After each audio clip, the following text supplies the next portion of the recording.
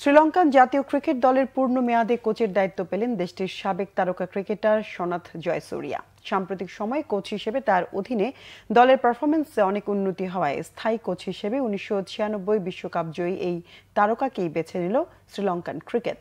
সম্প্রতি সময়ে ক্রিকেট এবং ইংল্যান্ড এবং নিউজিল্যান্ডের বিপক্ষে টানা 3 টেস্ট জিতে আইসিসি টেস্ট চ্যাম্পিয়নশিপে র্যাঙ্কিংয়ে তৃতীয় স্থানে উঠেছে শ্রীলঙ্কা।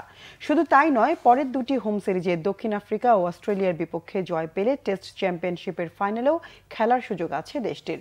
আর লঙ্কান দলের এই সাফল্যের পেছনে ভারপ্রাপ্ত কোচ হিসেবে দায়িত্বরত জয়সুরিয়ার অভিজ্ঞতা এবং দলের মোটিভেশনকে বড় করে দেখছে দেশটির ক্রিকেট বোর্ড।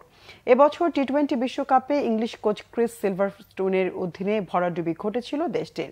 বিশ্বকাপের পর ভারপ্রাপ্ত কোচ জয়সুরিয়ার অধীনে ভারতের বিপক্ষে দেশের মাটিতে 27 বছর ওয়ানডে সিরিজেও জিতেছে লঙ্কানরা। এরপর ইংল্যান্ড সফরে 2-1 সিরিজ হারলেও ওভাল টেস্ট 8 উইকেটে জিতে 10 বছর পর ইংল্যান্ডের বিপক্ষে টেস্টে জয় পায় শ্রীলঙ্কা।